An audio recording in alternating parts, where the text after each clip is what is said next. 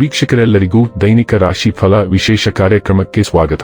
ಇವತ್ತಿನ ಈ ವಿಡಿಯೋದಲ್ಲಿ ನಾವು ವರ್ಷ 2026 ರ ಏಪ್ರಿಲ್ ತಿಂಗಳಿನ 17ನೇ ತಾರೀಕಿನ ದಿನದನು ರಾಶಿಯ ಫಲಗಳನ್ನು ತಿಳಿದುಕೊಳ್ಳಲಿದ್ದು, ಈ ದಿನದನು ರಾಶಿಯ ಜಾತಕದವರ ಪಾಲಿಗೆ ಹೇಗೆ ಸಾಬೀತಾಗಲಿವೆ, ಈ ದಿನ ಗ್ರಹ ನಕ್ಷತ್ರಗಳ ಸ್ಥಿತಿಗತಿಗಳೇನು ಮತ್ತು ಇಲ್ಲಿ ಉಂಟಾಗಲಿರುವ ಯೋಗಗಳ್ಯಾವುವು, ಈ ಯೋಗಗಳ ಪ್ರಭಾವ ನಿಮ್ಮ ಮೇಲೆ ಹೇಗೆ ಕಾಣಿಸಿಕೊಳ್ಳಲಿದೆ, ಜತೆಗೆ ಈ ದಿನಗಳಂದು ನೀವು ಹೊಂದಿರಬೇಕಾದ ಎಚ್ಚರಿಕೆ ಏನು ಅನ್ನೋದೆಲ್ಲವನ್ನ ವಿಸ್ತಾರ ರೂಪದಲ್ಲಿ ಇಲ್ಲಿ ತಿಳಿದುಕೊಳ್ಳೋಣ. ಮಾಹಿತಿ ತಿಳಿದುಕೊಳ್ಳುವುದಕ್ಕೂ ಮುನ್ನ ನಮ್ಮ ವಿನಂತಿ ಎಂದರೆ, ನೀವಿನ್ನೂ ನಮ್ಮ ಚಾನೆಲ್ ಸಬ್ಸ್ಕ್ರೈಬ್ ಮಾಡಿಲ್ಲವೆಂದರೆ ದಯವಿಟ್ಟು ಈಗಲೇ ನಮ್ಮ ಚಾನೆಲ್ ಅನ್ನು ಸಬ್ಸ್ಕ್ರೈಬ್ ಮಾಡಿ. ಹಾಗೆ ನಿರಂತರ ವಿಡಿಯೋ ಅಪ್ಡೇಟ್ಸ್ಗಳಿಗಾಗಿ ಪಕ್ಕದ ಬೆಲ್ ಐಕಾನ್ ಕ್ಲಿಕ್ ಮಾಡಿ. ವೀಕ್ಷಕರೇ, ದೈನಿಕ ರಾಶಿ ಫಲಗಳನ್ನು ತಿಳಿದುಕೊಳ್ಳುವುದಕ್ಕೂ ಮುನ್ನ ಈ ದಿನ ಗ್ರಹ ನಕ್ಷತ್ರ ತಿಥಿಗಳ ಮಾಹಿತಿ ಮತ್ತು ಯೋಗಗಳ ಕುರಿತು ನೋಡೋಣ. ಈ ದಿನವು ಶುಕ್ರವಾರದ ದಿನವಾಗಿರಲಿದ್ದು, ಚೈತ್ರ ಮಾಸದ ಕೃಷ್ಣ ಪಕ್ಷದ ಅಮಾವಾಸ್ಯೆಯ ತಿಥಿ ಇರಲಿದೆ. ಅಮಾವಾಸ್ಯೆ ತಿಥಿಯು ಈ ದಿನ ಸಂಜೆ 5:21 ಇರಲಿದ್ದು, ನಂತರದಲ್ಲಿ ಪಾಡ್ಯ ತಿಥಿ ಪ್ರಾರಂಭವಾಗಲಿದೆ. ಜತೆಗೆ ಈ ದಿನ ಮಧ್ಯಾಹ್ನದ 12:02 ರೇವತಿ ನಕ್ಷತ್ರದ ಗೋಚರವಿರಲಿದ್ದು, ನಂತರದಲ್ಲಿ ಅಶ್ವಿನಿ ನಕ್ಷತ್ರದ ಗೋಚರ ಪ್ರಾರಂಭವಾಗಲಿದೆ.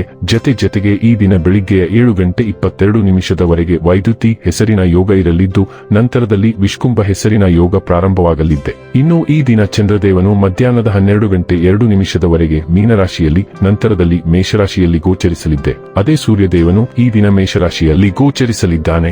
ಇನ್ನು ಈ ದಿನದಂದು ಅಭಿಜಿತ್ ಮುಹೂರ್ತ ಬೆಳಿಗ್ಗೆಯ 11:55 ಇಂದ ಮಧ್ಯಾಹ್ನದ 12:47 ಇರಲಿದೆ. ಇದು ಈ ದಿನದ ಗ್ರಹ ನಕ್ಷತ್ರ ತಿಥಿಯ ಕುರಿತಾದ ಮಾಹಿತಿಯಾಗಿದ್ದು, ಇದರ ಆಧಾರದ ಮೇಲೆಯೇ ನಿಮ್ಮ ದಿನಚರಿಯಲ್ಲಿಯೂ ಬದಲಾವಣೆ ಕಂಡು ಬರಲಿದೆ.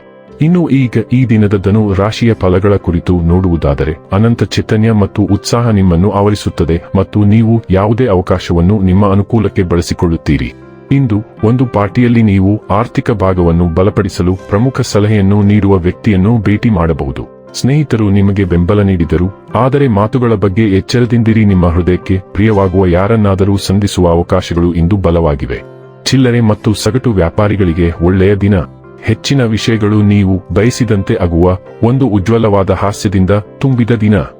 ನೀವು ನಿಮ್ಮ ಸಂಗಾತಿಯ ಜೊತೆಗಿನ ಕಳೆದ ಸುಂದರ ಪ್ರಣಯದ ದಿನಗಳನ್ನು ಇಂದು ನೆನೆಸುತ್ತೀರಿ. ಇಂದು ಹಿಂದೆ ಸರಿದು ಶಾಂತವಾಗಿ ಉಸಿರಾಡಲು ಇದು ಸೂಕ್ತ ಸಮಯ.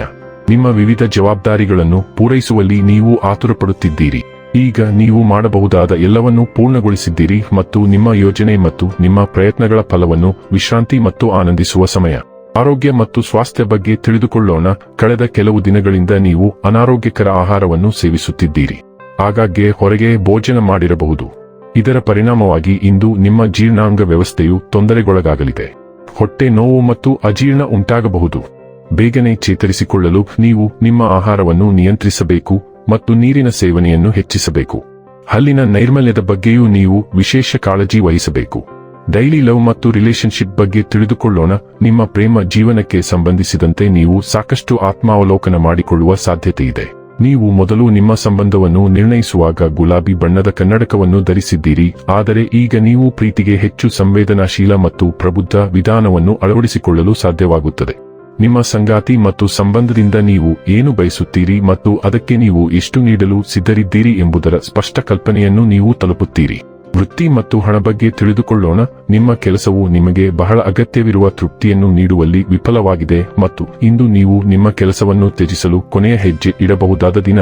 ಆದಾಗ್ಯೂ ಇದು ಕೆಟ್ಟ ವಿಷಯವಲ್ಲ, ಏಕೆಂದರೆ ನೀವು ನಿಜವಾಗಿಯೂ ಏನು ಮಾಡಲು ಬಯಸುತ್ತೀರೋ ಅದನ್ನು ಅನುಸರಿಸಲು ಶೀಘ್ರದಲ್ಲೇ ಅವಕಾಶಗಳು ತೆರೆದುಕೊಳ್ಳುತ್ತವೆ.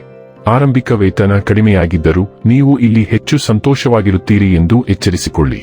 ಇನ್ನು ಕೊನೆಯದಾಗಿ ಈ ದಿನ ಮಾಡಿಕೊಳ್ಳಬೇಕಾದ ಉಪಾಯಗಳ ಕುರಿತು ನೋಡುವುದಾದರೆ, ಕುಟುಂಬ ಜೀವನವನ್ನು ಸುಧಾರಿಸಲು ಯಾವುದೇ ಬಡ ವ್ಯಕ್ತಿಗೆ ಕಬ್ಬಿಣದ ಪಾತ್ರೆಗಳನ್ನು ದಾನ ಮಾಡಿ. ವೀಕ್ಷಕರೇ, ಇದಾಗಿತ್ತು ಧನು ರಾಶಿಯ ಜಾತಕದವರ ದೈನಿಕ ರಾಶಿ ಫಲದ ಮಾಹಿತಿ ಇಷ್ಟವಾದರೆ ವಿಡಿಯೋವನ್ನು ಲೈಕ್ ಮತ್ತು ಶೇರ್ ಮಾಡಿ. ಹಾಗೆ ಚಾನೆಲ್ ಸಬ್ಸ್ಕ್ರೈಬ್ ಮಾಡುವುದರ ಜೊತೆಗೆ ನಿರಂತರ ವಿಡಿಯೋ ಅಪ್ಡೇಟ್ಸ್ಗಳಿಗಾಗಿ ಪಕ್ಕದ ಬೆಲ್ ಐಕಾನ್ ಕ್ಲಿಕ್ ಮಾಡಿ.